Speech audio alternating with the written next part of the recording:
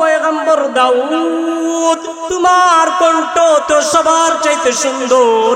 আমার অনেক বান্দারা তোমার কণ্ঠ শোনার জন্য আগ্রহ করত, অনেক বান্দারা আকাঙ্ক্ষা করত, ও পয়গম্বর দাউদ আজকে আমার বান্দাদের সামনে তুমি সূরা মুলক তেলাওয়াত করে শোনাও। সুবহানাল্লাহ। পয়গম্বর দাউদ যখন সূরা মুলক তেলাওয়াত করবেন, জান্নাতীরা অবাক হয়ে তাকাইবে, অবাক হয়ে 40 বছর পর্যন্ত বান্দারা অবাক হয়ে শুধু তাকাইতে থাকবে।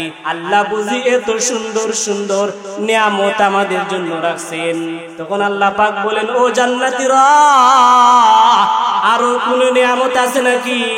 আরো কি নিয়ামত পেতে চাও? তখন জান্নাতীরা বলবে, আল্লাহ এর চাইতে আরো সুন্দর নিয়ামত আসেনি। আল্লাহ পাক বলেন, এখনো তো শুরুই হয় নাই, শেষ হবে কোথায় থেকে? তখন আল্লাহ পাক আপনার আমার নবী মুহাম্মদুর রাসূলুল্লাহ সাল্লাল্লাহু আলাইহি ওয়াসাল্লামকে বলবেন, হাবিব আজকে আপনার নিজের কণ্ঠে আপনার উম্মতদেরকে কোরআনে কারীমের তেলাওয়াত করে শোনান, যেটা আমি আপনার উপর নাজিল করেছিলাম। যেই কোরআনের কথা বলতে গিয়া আপনি উহুদের ময়দানে রক্ত ঝরাইছেন, আপনি তায়েফের ময়দানে রক্ত ঝরাইছেন। আজকে আপনার উম্মতের সামনে আপনার অনেক উম্মত আপনাকে দেখার জন্য পাগল। কত কবি আপনাকে দেখার জন্য কত কবিতা লিখেছে, কত উম্মত আফসোস করেছে আপনাকে পাওয়ার জন্য। আজকে হাবিব আপনার নিজের কণ্ঠে আমার বান্দাদেরকে সূরা ইয়াসিন পাঠ করে শোনান। সুবহানাল্লাহ। হাদিসের মধ্যে আল্লাহর রাসূল বলেন, আল্লাহ পাক রব্বুল আলামিন যখন বলবেন আপনি আপনার উম্মতের সামনে আজকে সূরা ইয়াসিন পাঠ করে শোনান, হাবিব দাউদ পয়গম্বরের তেলাওয়াত শুনিয়া জান্নাতীরা 40 বছর পর্যন্ত অবাক হয়ে তাকাইছি। আমার নবী আপনার নবী মুহাম্মদুর রাসূলুল্লাহ সাল্লাল্লাহু আলাইহি ওয়াসাল্লামের তেলাওয়াত শুনিয়া জান্নাতীরা 500 বছর পর্যন্ত অবাক হয়ে শুনতে থাকবে। সুবহানাল্লাহ। সবাই যখন অবাক হয়ে শুনবে, আল্লাহ পাক ডাক দেয়া বলবেন, ও বান্দারা এত অবাক হয়ে গেছে কেন? আরো কি কোনো নিয়ামত লাগবে নাকি? জান্নাতীরা বলবে, আল্লাহ আপনার হাবিব আমাদের নবী মুহাম্মদুর রাসূলুল্লাহর চাইতো কি আরো মধুর কণ্ঠে বড় নিয়ামত আছে নাকি? আল্লাহ আল্লাহ পাক বলবেন, ও বান্দারা এখনো তো শুরু হয় নাই, শেষ হবে কোথায় থেকে?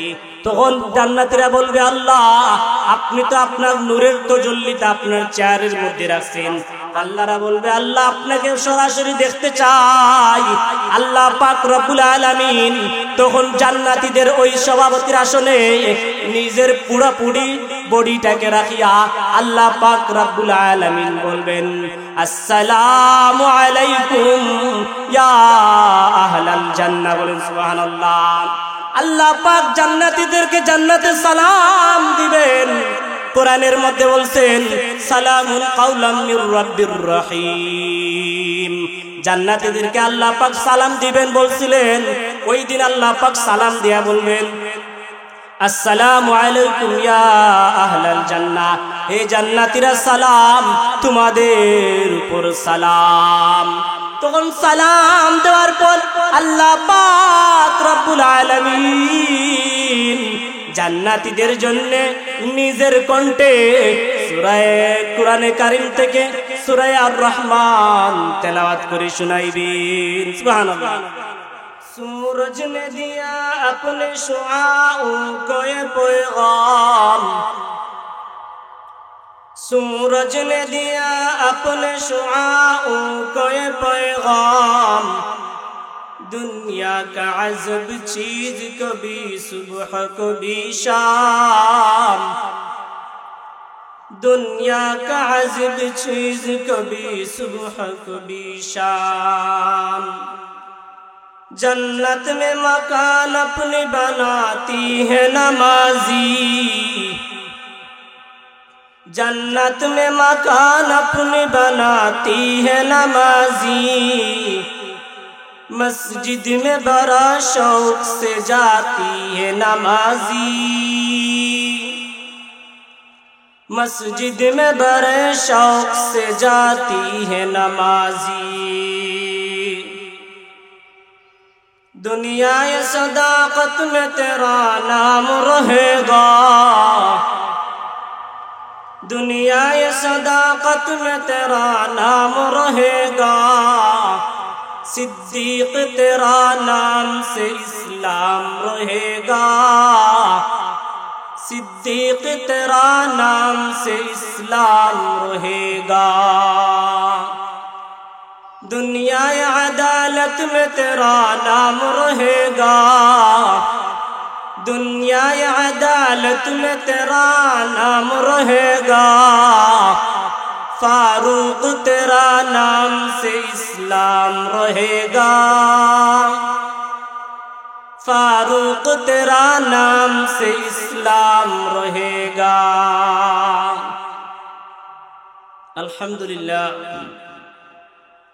अल्लाह पाक रब्बुल आलामीनेर दरबारे लक्ष कोटी शुक्रिया ज्ञापन करी जे अल्लाह पाक रब्बुल आलामीन आपनाके आमाके दुनियार झमेला थेके फारेग करी मागरिबेर नामाजेर पर लक्कम शुम पांजेगाना मस्जिदेर उद्योगे आजकेर এই জান্নাতি বাগান ওয়াজ মাহফিল এর আয়োজন করা হয়েছে। দুনিয়ার এই জান্নাতি বাগানে আসার বসার এবং কোরআন হাদিসের আলোকে ইহকাল এবং পরকালের কল্যাণময় কিছু বলার তৌফিক দান করেছেন। এর জন্য রব্বে কারীমের দরবারে প্রাণ খুলে শুকরিয়া আদায় করি, উচ্চ আওয়াজে বলি আলহামদুলিল্লাহ। মুহতারাম হাজিরিন, আল্লাহ পাক রব্বুল আলামিন যাদেরকে সহিহ বুঝ দান করেছেন, ভালো কাজ সবার দ্বারা হয় না। ভালো কাজ কি হয় না? সবার দ্বারা ভালো কাজ সম্পাদন হয় না। একমাত্র রব্বুল আলামিন যাদেরকে পছন্দ করেন, যাদের দিকে নেক নজর রহমতের দৃষ্টিতে তাকান, ওই সমস্ত বান্দাদের দ্বারা আল্লাহ পাক রব্বুল আলামিন ভালো এবং নেক কাজ করার তৌফিক দান করেন। বলেন সুবহানাল্লাহ। হাজিরিন, আল্লাহ পাক রব্বুল আলামিন এই যে দুনিয়ার মধ্যে আমরা এইভাবে ওয়াজ মাহফিল করতেছি, কোরআনের মজলিস, হাসরের ময়দানে জান্নাতীদেরকে যখন জান্নাতে আল্লাহ পাক রব্বুল আলামিন প্রবেশ করাবেন, সবচেয়ে বড় যে নিয়ামত দান করবেন আল্লাহ পাক রব্বুল আলামিন, ওই নিয়ামতটা হবে মাজিদ নামক। আল্লাহ পাক বলেন, রাসূল সাল্লাল্লাহু আলাইহি ওয়াসাল্লাম বলেন, ওয়ালাদাইনা মাজিদ। আল্লাহ পাক রব্বুল আলামিন নেককার জান্নাতীদের জন্য মাজিদ নামক একটা জায়গা করে রাখছেন। ওই মাজিদ নামক জায়গাটা কেমন হবে? রাসূল হাদিসের মধ্যে বলেন, জিবরাইল আলাইহিস সালাম আল্লাহর রাসূলের কাছে এসে বলতেছেন, অনেক লম্বা হাদিস, ওই মাজিদ নামক জায়গার মধ্যে আল্লাহ পাক রব্বুল আলামিন জান্নাতের সমস্ত জান্নাতীদেরকে ওই মাজিদ নামক জায়গায় জুমাবারে একত্রিত করিয়া আল্লাহ পাক রব্বুল আলামিন ফেরেশতাদেরকে আদেশ করবেন, প্রত্যেকটা জান্নাতীর নামে এক একটা রাজকীয় জান্নাতের চেয়ার সিংহাসন এক একজন জান্নাতীর নামে তৈরি করে দেও। এক একটা চেয়ারে এক একজন জান্নাতি বসবে এবং ওই সবার মধ্যে তিনটা চেয়ার খালি থাকবে। তিনটা চেয়ার, এই যে আমরা এখানে তিনটা চেয়ার আছে, এই তিনটা চেয়ারের মধ্যে প্রধান অতিথি হবেন। প্রথমে আল্লাহ পাক রব্বুল আলামিন বিশেষ অতিথিকে একটা চেয়ারের মধ্যে বসাইবেন। বিশেষ অতিথি হলেন পয়গম্বর দাউদ আলাইহিস সালাম। বলেন সুবহানাল্লাহ। জান্নাতীরা অবাক হয়ে থাকবে, বিশেষ অতিথির আসনে দাউদ পয়গম্বর বসছেন, না জানি সভাপতির আসনে কে এসে বসেন। আল্লাহ পাক রব্বুল আলামিন সভাপতির আসনে আপনার আমার নবী সাইয়্যিদুল মুরসালিন, খাতামুন নবিয়্যিন, শাফিউল মুজনিবিন, রাহমাতাল লিল আলামিন আল্লাহ পাক রব্বুল আলামিন ওই জান্নাতের মাজিদ নামক জান্নাতি সবার মধ্যে আপনার আমার হাবিব সাল্লাল্লাহু আলাইহি ওয়াসাল্লামকে প্রধান অতিথির আসনে বসাইবেন। বলেন সুবহানাল্লাহ। সবাই অবাক হবে, সভাপতির আসন রয়ে গেছে, বিশেষ অতিথির আসন শেষ, প্রধান অতিথির আসন শেষ। ওয়াজের মধ্যে একজন সভাপতির আসন লাগে কি লাগে না? সবাই বলবে সভাপতির আসনে কে বসবেন? সভাপতির আসনে সরাসরি এর আগে আল্লাহ পাক বলবেন, ও জান্নাতীরা, আমি যেই নিয়ামতগুলোর ওয়াদা তোমাদের জন্য করেছিলাম, এই নিয়ামত কি তোমরা পেয়েছো? আর কি তোমাদের লাগবে নাকি? জান্নাতীরা বলবে, না আল্লাহ, আর আমাদের কোনো নিয়ামত লাগবে না। আরো কি এর চাইতে বড় নিয়ামত আছে নাকি? তখন উম্মতের উলামায়ে কেরাম বলবেন, না আল্লাহ, না, এখনো আসল নিয়ামত শের দেন নাই, সবকিছু দিছেন ঠিক আছে, এখনো সবচাইতে বড় নিয়ামত বাকি রয়ে গেছি। আল্লাহ পাক রব্বুল আলামিনকে উম্মতের উলামায়ে কেরাম বলবেন, আল্লাহ, এখনো তো প্রধান নিয়ামত বাকি রয়ে গেছে আল্লাহ, কেননা আপনি আপনার হাবিবরে দ্বারা বলাইছিলেন, আপনার হাবিবরে দিয়া বলাইছিলেন। আমার নবী মুহাম্মদুর রাসূলুল্লাহ আওয়াজ দেয়া বলেন সাল্লাল্লাহু আলাইহি ওয়াসাল্লাম, নবীজি বলছেন, জান্নাতের মধ্যে জান্নাতি বান্দারা আল্লাহ পাক রব্বুল আলামিনকে এমন স্পষ্টভাবে দেখতে পাবে। আল্লাহর রাসূল বলেন, পূর্ণিমার চাঁদ যখন উদিত হয়, পূর্ণিমার চাঁদকে যেইভাবে মানুষ পরিষ্কার করে দেখে, জান্নাতের মধ্যে বান্দারা আল্লাহ পাক রব্বুল আলামিনকে সেইভাবে দেখবে। বলেন সুবহানাল্লাহ। তখন আল্লাহ পাক রব্বুল আলামিন বলবেন, তোমাদের ওয়াদা সত্য করব। আল্লাহ পাক রব্বুল আলামিন তখন ওনার কুদরতি পাটাকে জান্নাতের ওই সভাপতির আসনে বসাইবেন। সভাপতির আসনে বসাইবেন, বসানোর সাথে সাথে জান্নাতীরা 40 বছর পর্যন্ত অবাক হয়ে তাকাইবি। তখন আল্লাহ পাক রব্বুল আলামিন এইভাবে যখন দুনিয়ার মধ্যে যেইভাবে সভাপতির আসনে বসেন, প্রধান অতিথি ওয়াজ করেন, ওয়াজের আগে এখন তেলাওয়াত করা হয়েছে, আল্লাহ পাক রব্বুল আলামিন মিকাইল আলাইহিস সালামকে বলবেন, ও মিকাইল, দুনিয়াতে যেভাবে ওয়াজের আগে আমার বান্দারা কোরআন থেকে তেলাওয়াত করত, আমার নামে হামদ প্রশংসা করত, ওই আজকে তুমি মিকাইল, তুমি আমার বান্দাদের সামনে আমার নামের প্রশংসা করো। যখন মিকাইল আলাইহিস সালাম আল্লাহর নামে হামদ করতে থাকবেন, জান্নাতীরা অবাক হয়ে তাকাইবে আর বলবে, এত বড় নিয়ামত আল্লাহ আমাদের জন্য নাকি রাখছেন। সুবহানাল্লাহ। এখন বিশেষ অতিথি দাউদ পয়গম্বরকে আল্লাহ পাক বলবেন, ও পয়গম্বর দাউদ, তোমার কণ্ঠ তো সবার চাইতে সুন্দর, আমার অনেক বান্দারা তোমার কণ্ঠ শোনার জন্য আগ্রহ করত, অনেক বান্দারা আকাঙ্ক্ষা করত, ও পয়গম্বর দাউদ, আজকে আমার বান্দাদের সামনে তুমি সূরা মুলক তেলাওয়াত করে শোনাও। সুবহানাল্লাহ। পয়গম্বর দাউদ যখন সূরা মুলক তেলাওয়াত করবেন, জান্নাতীরা বেহুশ অবাক হয়ে তাকাইবে, অবাক হয়ে 40 বছর পর্যন্ত বান্দারা অবাক হয়ে শুধু তাকাইতে থাকবে। আল্লাহ বুঝি এত সুন্দর সুন্দর নিয়ামত আমাদের জন্য রাখছেন। তখন আল্লাহ পাক বলেন, ও জান্নাতীরা, আরো কোন নিয়ামত আছে নাকি? আরো কি নিয়ামত পেতে চাও? তখন জান্নাতীরা বলবে, আল্লাহ, এর চাইতে আরো সুন্দর নিয়ামত আসেনি। আল্লাহ পাক বলেন, এখনো তো শুরুই হয় নাই, শেষ হবে কোথায় থেকে? তখন আল্লাহ পাক আপনার আমার নবী মুহাম্মদুর রাসূলুল্লাহ সাল্লাল্লাহু আলাইহি ওয়াসাল্লামকে বলবেন, হাবিব, আজকে আপনার নিজের কণ্ঠে আপনার উম্মতদেরকে কোরআনে কারীমের তেলাওয়াত করে শোনান, যেটা আমি আপনার উপর নাজিল করেছিলাম। যেই কোরআনের কথা বলতে গিয়া আপনি উহুদের ময়দানে রক্ত ঝরাইছেন, আপনি তায়েফের ময়দানে রক্ত ঝরাইছেন। আজকে আপনার উম্মতের সামনে আপনার অনেক উম্মত আপনাকে দেখার জন্য পাগল, কত কবি আপনাকে দেখার জন্য কত কবিতা লিখেছে, কত উম্মত আফসোস করেছে আপনাকে পাওয়ার জন্য। আজকে হাবিব আপনার নিজের কণ্ঠে আমার বান্দাদেরকে সূরা ইয়াসিন পাঠ করে শোনান। সুবহানাল্লাহ।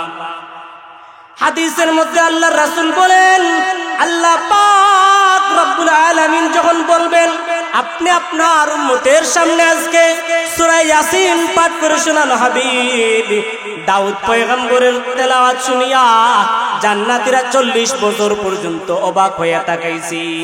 আমার নবী আপনার নবী মুহাম্মদুর রাসূলুল্লাহ সাল্লাল্লাহু আলাইহি ওয়াসাল্লামের তেলাওয়াত শুনিয়া জান্নাতীরা 500 বছর পর্যন্ত অবাক হয়ে শুনতে থাকবে। সুবহানাল্লাহ।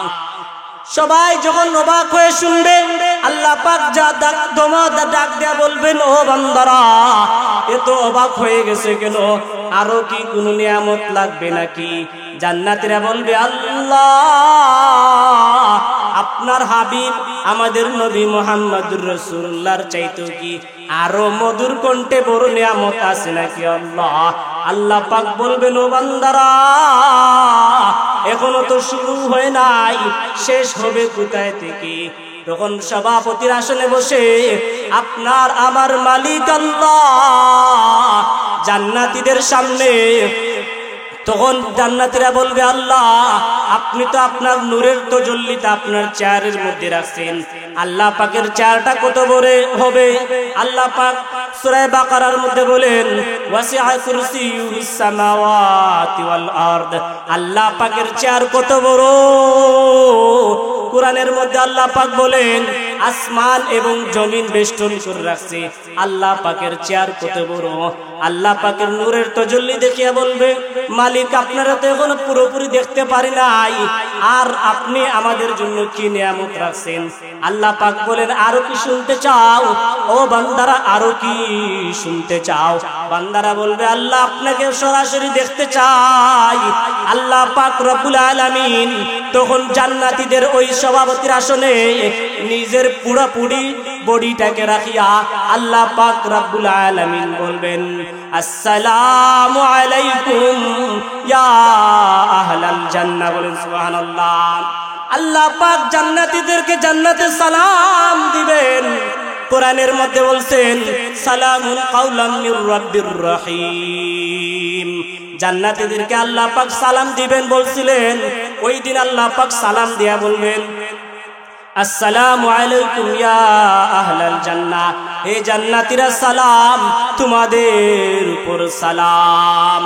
তখন সালাম দেওয়ার পর আল্লাহ পাক রব্বুল আলামিন জান্নাতীদের জন্য নিজের কণ্ঠে সূরা কোরআনে কারীম থেকে সূরা আর রহমান তেলাওয়াত করে শোনাইবেন। সুবহানাল্লাহ। তখন ওই মাজিদ নামক জায়গার মধ্যে তারাই বসতে পারবে যারা কোরআন হাদিসের সাথে সম্পর্ক, এইরকম কোরআনের মাজলিসের যাদের সম্পর্ক। ও মুসলমান, ভালো করে বোঝার চেষ্টা করেন, এই যে অযথা রাস্তায় চলতেছেন, বাড়ির মধ্যে বসে আছেন, এইরকম একটা জান্নাতি বাগান থাকার পরেও যারা এখানে আসেন নাই, জানিয়ে রাখেন আল্লাহ পাকের ফেরেশতারা চতুর্দিকে, এই মাহফিলের চতুর্দিকে, হাদিসের মধ্যে আসছে যেই জায়গার মধ্যে কোরআন হাদিসের মজলিস হয়, ওই জায়গার মধ্যে চতুর্দিকে আল্লাহ পাকের তৈরি ফেরেশতারা বেষ্টন দিয়া রাখে। সুবহানাল্লাহ। শুধু বেষ্টনী দিয়া রেখে তা নয়, আল্লাহর রাসূল বলেন, ওই কোরআন হাদিসের মজলিস অর্থাৎ জিকরুল্লাহর মজলিসের মধ্যে আল্লাহ পাকের রহমত বৃষ্টির ন্যায় পড়তে থাকে। সুবহানাল্লাহ। তারপরে আমরা বুঝি না, এই যে কত সুন্দর বাগান, অনেক মানুষ আসে নাই। আমরা বাংলাদেশের মানুষ অনেক শান্তিতে আছি, মায়ের পেটের মধ্যে আছি, তারপরে আমরা বুঝি না।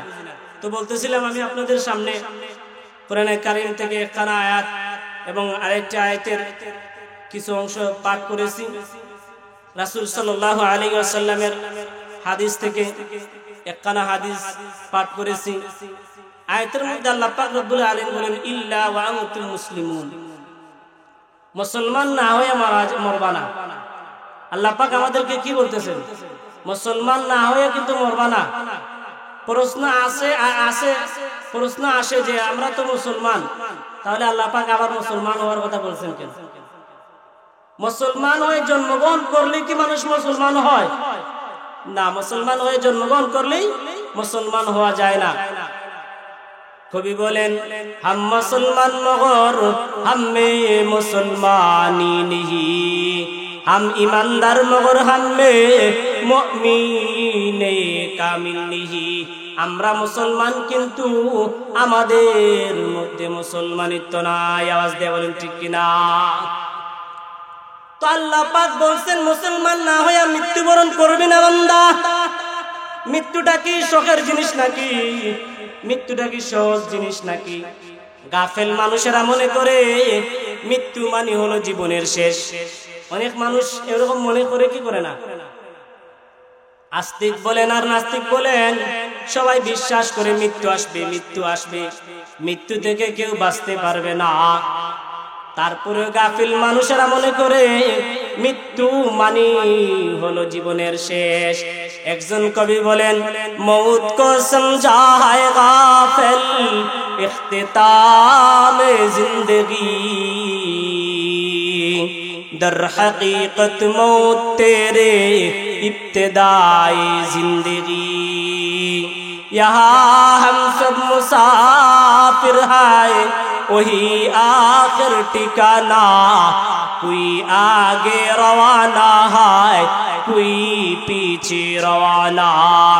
গাফেল মানুষেরা মনে করে মৃত্যু মানে হলো জীবনের শেষ। আসলে মৃত্যু মানে জীবনের শেষ নয়, মৃত্যু মানে হলো আসল জীবনের শুরু। মৃত্যুটা কেমন মৃত্যু? এখানে আমরা যারা আছি ভালো করে বুঝবেন। মৃত্যুর নাম শুনলে মানুষ অবাক হয়ে যায়। মৃত্যুর সাথে সাক্ষাৎ করতে স্বেচ্ছায় কেউ চায় না। মৃত্যু এমন একটা সত্য, মৃত্যু যখন আসবে বাহাদুরের বাহাদুরি ধ্বংস হয়ে যায়, ঠিক কিনা? মৃত্যু যখন আসবে দুনিয়া লুবিদের কাছ থেকে দুনিয়ার লোভের মহব্বতের স্বাদ শেষ হয়ে যায়। মৃত্যু এমন একটা সত্য, মৃত্যু আসার সাথে সাথে বাবার কাছ থেকে সন্তানের মহব্বতের স্বাদ কেড়ে নেয়, সন্তানের কাছ থেকে বাবার মহব্বতের স্বাদ কেড়ে নেয়, স্ত্রীর কাছ থেকে স্বামীর মহব্বতের স্বাদ কেড়ে নেয়, স্বামীর কাছ থেকে স্ত্রীর মহব্বতের স্বাদ কেড়ে নেয়। ভালো করে বোঝার চেষ্টা করেন মুসলমান। মন চায় জিন্দেগি চলতেছেন, আল্লাহ পাক রব্বুল আলামিন আপনাকে আমাকে কিন্তু এমনিতেই ছেড়ে দিবেন না। আল্লাহ পাক বলেন, আয়াহসাবুল ইনসান আইয়ুতরাকা সুদা, মানুষ কি মনে করে আমি তাদেরকে এমনি এমনি ছেড়ে দেব? আমাদের চাল চলনে বোঝা যায় আমরা দুনিয়াতে চিরজীবন আসছি, আর বুঝি আমাদের মৃত্যু হবে না। না না, আপনি কি তাকাইয়া দেখেন না? আপনার সামনে থেকে আপনার বন্ধু চলে যাইতেছে। রাতের বেলায় একসাথে খানা খাইছেন, স্বামী স্ত্রী একসাথে খানা খাইছে, বাপ বেটা একসাথে বসে খানা খাইছে। সকাল বেলায় দেখা যায় জোহরের নামাজ আসার আগে বাবার কাঁধে সন্তানের লাশ। বলেন ঠিক কিনা? দাদার কাঁধে নাতির লাশ। অনেক সময় দেখা যায় মানুষেরা মুখের মধ্যে বাতের লুকমা নিবে, এমত অবস্থায় মানুষের মৃত্যু হয়ে যায়। তারপরেও মানুষ বুঝে না আপনার কাছ থেকে আমার কাছ থেকে আত্মীয় স্বজন চলে যাওয়া মানে আপনার জন্য আমার জন্য রেড সিগন্যাল। আল্লাহ পাক বুঝাইতে চায়, বান্দা যাদের সাথে একসাথে চলতা তাদেরকে আমি নিয়ে আনিছি। তোমারও বেশি দিন বাকি নাই বান্দা, তোমারও সময় আসতেছি। আল্লাহ পাক বলেন, কুল্লু নাফসিন যায়িকাতুল মাউত সুম্মা ইলাইনা তুরজাউন। প্রত্যেক প্রাণীকে মৃত্যুর স্বাদ গ্রহণ করতে হবে। মৃত্যু থেকে বাঁচার কোনো কায়দা নাই। আপনি আমি মন গড়া চলি, অথচ আমরা আশ্চর্যজনক মৃত্যু দেখার পরেও আমরা শিক্ষা গ্রহণ করি না। আমাদের মৃত্যু দেখিয়া, আমাদের আশ্চর্যজনক আচমকা হঠাৎ মৃত্যু দেখিয়া আজরাইলও অনেক সময় আফসোস করি।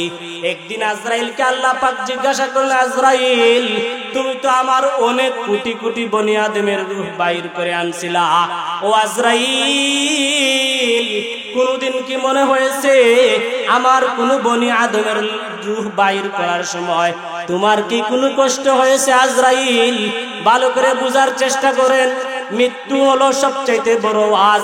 হযরত আলী রাদিয়াল্লাহু আনহু, হযরত উমর রাদিয়াল্লাহু আনহু, একাধিক সাহাবারা বলেন কাফা বিল মাউতি ওয়াইজান, মৃত্যুর উপদেশ হলো সবচাইতে বড় উপদেশ। কেউ যদি নিজেকে নসিহত গ্রহণ করাইতে চায়, কেউ যদি নিজেকে সংশোধন করাইতে চায়, মৃত্যুর উপদেশ যদি দেখে একবার সে মারা যায়, একবার সে এমন করে বাবু। আল্লাহর রাসূল বলেন মরার আগে একবার মরে দেখেন কেমন লাগে, কি অনুভূতি লাগে। যাদের জন্য রে মুসলমান রাত্রে রাত দিন দিন যায় নামাজ পড়েন না, যে ব্যবসার জন্য মুসলমান আল্লাহকে ভুলে আসেন, দুনিয়ার মহব্বতে পড়ে আল্লাহকে ভুলে আসেন, একটাবার চক্ষু বন্ধ করিয়া ওই মৃত ব্যক্তির সামনে নিজেকে উপস্থিত করাইয়া দেখেন। মরতে দেরি মসজিদে এলান হইতে দেরি নাই, ইন্না লিল্লাহি ওয়া ইন্না ইলাইহি রাজিউন। মরতে দেরি এলান হইতে দেরি নাই, একটা বার ভাবিয়া দেখেন মরবেন। আপনাকে যারা বাবা বলিয়া রাতের অন্ধকারে যারা আপনাকে অন্ধকারে রাখতো না, ঠান্ডার দিনে যারা কুয়াশায় রাখতো না, ওই সন্তানেরা আপনি মরে দেখেন একদিন যাইবে না, সাথে সাথে বলবে লাশটাকে ঘর থেকে বাইর করে দেও। বাস্তব কেউ বাস্তব না। সন্তান আর বাবা বলবে না বাবা কবর রাখে আসো, সন্তান বলবে রে মুসলমান লাশটাকে তাড়াতাড়ি সরাও। যেই আদরের স্ত্রীর সাথে এত জীবনের সময় পার করলেন, ওই স্ত্রীও কিন্তু আপনাকে লার নাম ধরে স্বামী বলে ডাকবে না, তাড়াতাড়ি বলবে লাশটাকে তাড়াতাড়ি সরাও। ভাবিয়া দেখেন একটাবার মরিয়া আপনি যাদের সাথে চলতেন, যাদের জন্য আল্লাহকে ভুলে গেছেন, এরা আপনাকে তাড়াতাড়ি কবরে দাফন করার জন্য পাগল হয়ে যাবে। তো বলতেছিলাম আল্লাহ পাক রব্বুল আলামিন আজরাইলকে বললেন, আজরাইল আমার কোন বনি আদমের রূহ বাইর করার সময় তোমার কি কষ্ট হয়েছিল? আজরাইল বলেন, আল্লাহ আপনার দুইজন বান্দার প্রাণ বাহির করার সময় আমার বড় কষ্ট হয়েছিল। আল্লাহ পাক বলেন, কোন দুই বান্দার প্রাণ বাহির করার সময় তোমার কষ্ট হয়েছে? আজরাইল বলেন, আল্লাহ একদিন জাহাজ দিয়া একজন মহিলা ভ্রমণ করতেছি, এমত অবস্থায় জাহাজটা ডুবে গেছে, আর আপনি আমাকে আদেশ করলেন ওই মহিলার প্রাণটা আমি জাহাজ ওই সাগরের মধ্যখান থেকে বের করে আনতাম।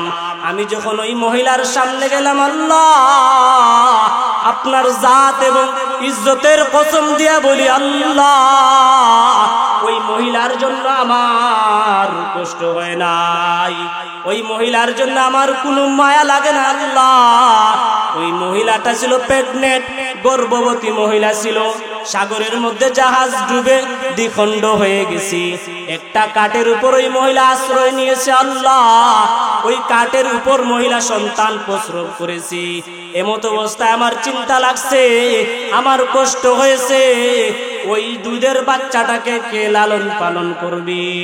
আল্লাহ পাক বললেন, আজরাইল আর কার জন্য তোমার কষ্ট হয়েছে? আজরাইল বলেন, আল্লাহ আপনার এক নাফরমান বান্দা যার নাম ছিল সাদ্দাত, সাদ্দাতের রূহ বাহির করার সময় আমার বড় কষ্ট লেগেছে। আল্লাহর কাছে আজরাইল বলেন, আল্লাহ ওই সাদ্দাত নিজের তৈরি জান্নাত বানাইছে, বানানোর পর যখন জান্নাতের কাজ কমপ্লিট হয়ে গেছে, একটা পা তার গোড়ার উপরে রয়েছিল আর নিজের তৈরি জান্নাতের চৌকাটের ভিতরে পা উপরে রয়ে গেছে, মাটিতে নামায় নাই। এমতো অবস্থায় আপনি আমাকে আদেশ করলেন ওই সাদ্দাদের প্রাণ বাহির করার জন্য। তখন সে তার ওই জান্নাতে ঢুকতে পারে নাই, এমতো অবস্থায় আমি তার প্রাণ বাহির করে আনলাম। আল্লাহ এর জন্য আমার বড় কষ্ট হয়েছে। আল্লাহ পাক আজরাইলকে বলেন, আজরাইল জানো কি, ওই বান্দাটাকে, ওই যে ছোট শিশু ছিল, ওই ছোট শিশুটাই হলো নাফরমান সাদ্দাত। আমি ওই নাফরমান সাদ্দাতকে সমুদ্র থেকে একটা বাঘিনীকে আদেশ করলাম, ও বাঘিনী যাও আমার ওই ছোট শিশুকে তোমার দুধ খাওয়াইয়া বড় করু। সুবহানাল্লাহ। এরপরেও আমরা বুঝি না, দুনিয়ার জন্য পাগল। আল্লাহ পাক আমাদের রিজিক অনেক আগেই রাখছেন। বলতেছিলাম মুসলমান হয়ে মারা যাইতে হবে। মুসলমান হয়ে যদি মারা না যান, দুনিয়াতে কি ক্ষতি হবে, আখিরাতে কি ক্ষতি হবে? আখিরাতের ক্ষতি কবর জগৎ থেকে শুরু হবে। যদি নেককার হয়ে যায়, জান্নাত থেকে আল্লাহ পাকের হাজার হাজার ফেরেশতারা আইসা জান্নাতি পানি দ্বারা, জান্নাতি ফুল নিয়া, জান্নাতি কাফন নিয়ে বান্দাকে দাফন করবি। কবরে যখন বান্দাকে রাখবে, যদি মুসলমান হয়ে মারা যায়, কবরে রাখতে দেরি, ফেরেশতারা যখন তিনটা প্রশ্ন করবে, প্রশ্নের জবাব দেওয়ার সাথে সাথে আল্লাহ পাক রব্বুল আলামিন বলবেন, আন সাদাকা আব্দি, আমার বান্দা সত্য বলেছে, ফাফরিসুহু মিনাল জান্নাহ, আমার বান্দার জন্য জান্নাতের বিছানা বিছাইয়া দাও। ওয়া আলবিসুহু মিনাল জান্নাহ, আমার বান্দাকে জান্নাতের পোশাক পরাইয়া দাও। আল্লাহ পাক কবরে রাখার পরে জান্নাতের নিয়ামত শুরু হয়ে যাবে। আর যারা মুসলমান হয়ে মারা না যাইবে, তাদেরকে কবরে রাখার সাথে সাথে আযাব শুরু হয়ে যাবে। এটা হলো পরকালের জান্নাত। যখন বিচার কার্য হবে, আল্লাহ পাক বলেন, ফামান যুহজিহা আনিন নার ওয়া উদখিলাল জান্নাতা ফাকাদ ফাজ, যাদেরকে জাহান্নাম থেকে মুক্ত করা হবে তারাই হবে সফল কাম। সফল কাম হইতে হলে মুসলমান হওয়া লাগবে। মুসলমানের করে জন্মগ্রহণ করলেই মুসলমান হওয়া যায় না। মুসলমান হইতে হলে আল্লাহর হুকুম মানা লাগবে, ইসলামের মধ্যে পরিপূর্ণভাবে প্রবেশ করতে হবে। আল্লাহ পাক বলেন, ইয়া আইয়ুহাল্লাযীনা আমানু দুখুলু ফিস-সিলমি কাফা, হে ঈমানদার, ঈমানদার, ইসলামের মধ্যে পরিপূর্ণভাবে প্রবেশ করে যাও। বলতেছিলাম, যদি মুসলমান না হয়ে মারা যায়, পরকালে আযাব হবে, কবরে আযাব হবে।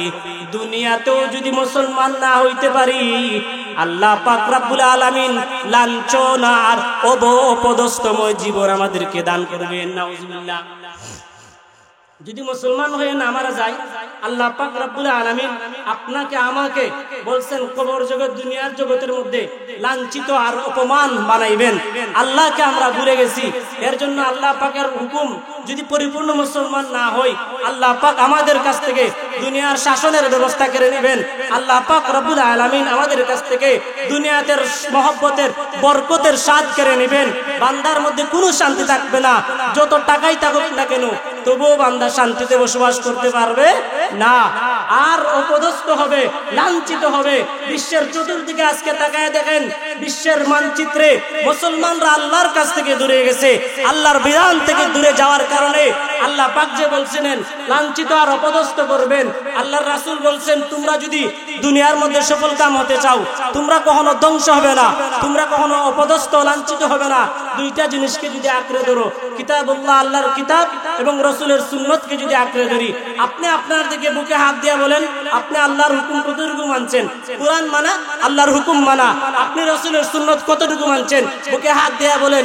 এই যে আমাদের ওয়াজ হয়েছে, আমরা এত শান্তিতে আছি, এত সুন্দরভাবে ইসলামের বিধান আমরা পালন করতে পারতেছি, তারপরেও মুসলমান আসে না। আপনি পার্শ্ববর্তী দেশ তাকায় দেখেন, ভারতের মধ্যে মুসলমানদেরকে প্রকাশ্যভাবে আল্লাহর নাম দিতে দেওয়া হয় না। ফিলিস্তিনের মধ্যে মুসলমানদেরকে একমাত্র মুসলমান হওয়ার কারণে দিনের পর দিন, বছরের পর বছর নির্যাতন করে গ্রামের পর গ্রাম ধ্বংস করে দিচ্ছে।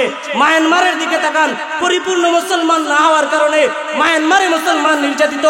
স্পেন থেকে শুরু হয়েছে, আমেরিকাতেও মুসলমান নির্যাতিত, কাশ্মীরে মুসলমান নির্যাতিত, চায়নায় মুসলমান নির্যাতিত, চতুর্দিকে মুসলমান নির্যাতিত। তার একটাই কারণ হলো আমরা আল্লাহকে ভুলে গেছি। বলেন ঠিক কিনা? ও মুসলমান, আজকে আমরা ইসলামের বিধান পালন করতে চাই না। আমরা আমাদের মধ্যে ইসলামকে ফিটিং করতে পারি নাই। নামাজের বেলায় মসজিদে গেলে ইসলাম মানে, রোজার বেলায় ইসলাম মানে পুরোপুরি মানে না, কিন্তু অস্বীকার করে না।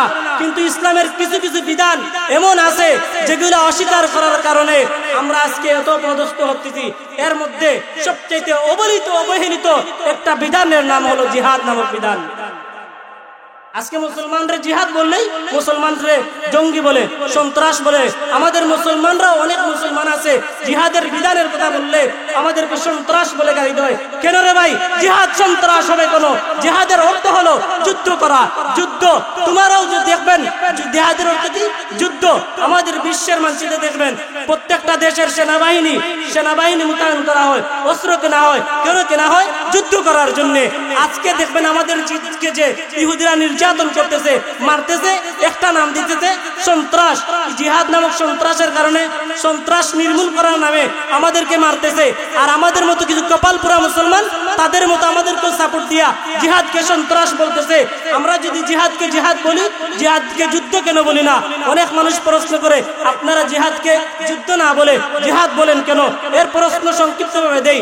আমরা জিহাদকে জিহাদ এই জন্য বলি, তোমাদের যে যুদ্ধ, সেই যুদ্ধের মধ্যে নারী নিরাপদ নয়, তোমাদের যুদ্ধের মধ্যে শিশু নিরাপদ নয়, তোমাদের যুদ্ধের মধ্যে বৃদ্ধ নিরাপদ নয়, তোমাদের যুদ্ধের মধ্যে হাসপাতালের রোগী নারী নিরাপদ নয়, তোমাদের যুদ্ধের মধ্যে বন্দীরা নিরাপদ নয়, তোমাদের যুদ্ধের মধ্যে নিরপরাধ মানুষ যারা অযোদ্ধা তারা নিরাপদ নয়। তোমাদের যুদ্ধ মানি নারী দর্শন করা, তোমাদের যুদ্ধ মানি হত্যা করা, তোমাদের যুদ্ধ মানি অন্যায় অবিচার রাজত্ব কায়েম করা, সাম্রাজ্য বাহির বিস্তার করা।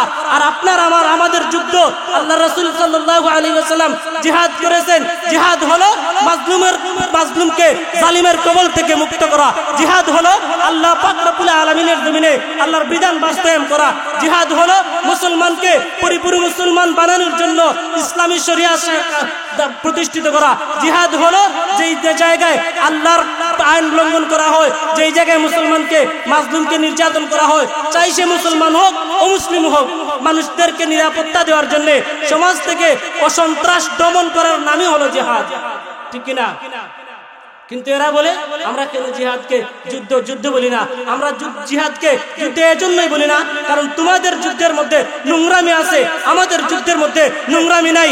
আমাদের কাছে নারী নিরাপদ, আমাদের কাছে বন্দীরা নিরাপদ, আমাদের কাছে নিরপরাধ মানুষ যারা যুদ্ধ করে না এরা নিরাপদ। তোমাদের কাছে বন্দীরাও নিরাপদ নয়। আমাদের মুসলমানদেরকে ওরা বন্দী করে, দর্শন করে, অনেক নির্যাতন করে, আগুনের উপর দিয়া দেয়, না খাইয়া রাখে, ইনজেকশন দিয়া রোগী বানাইয়া দেয়। কিন্তু বিশ্বের মানচিত্রে ইসলামের প্রথম যুদ্ধ থেকে নিয়ে আমাদের নবী মুহাম্মদ রাসূলুল্লাহ সাল্লাল্লাহু আলাইহি ওয়াসাল্লামের যুদ্ধ থেকে নিয়ে আমাদের ইসলাম অন্যায়ভাবে কাউকে আঘাত করে নাই। বন্দীদেরকেও যা রাখছিলেন আল্লাহ রাসূল সাল্লাল্লাহু আলাইহি ওয়াসাল্লাম জামাই আদর করে মেহমানের মতো বলছেন, তোমরা বন্দীদেরকে মেহমানের মতো আদর করি। সুবহানাল্লাহ। আর ওরা আমাদেরকে আজকে অনেক বিধান রে অস্বীকার করে মুসলমান। আল্লাহ পাক রব্বুল আলামিন যেন আমাদেরকে আল্লাহ পাকের হুকুম পালন করে পরিপূর্ণ মুসলমান হওয়ার তৌফিক দান করেন। সময় সংক্ষিপ্ত হওয়ার কারণে অনেক কিছু আসলে সংক্ষিপ্ত করে বলছি। যা কিছু বললাম আল্লাহ পাক রব্বুল আলামিন আমাদেরকে যেন আমল করার তৌফিক দান করেন। আসসালামু আলাইকুম ওয়া রাহমাতুল্লাহ।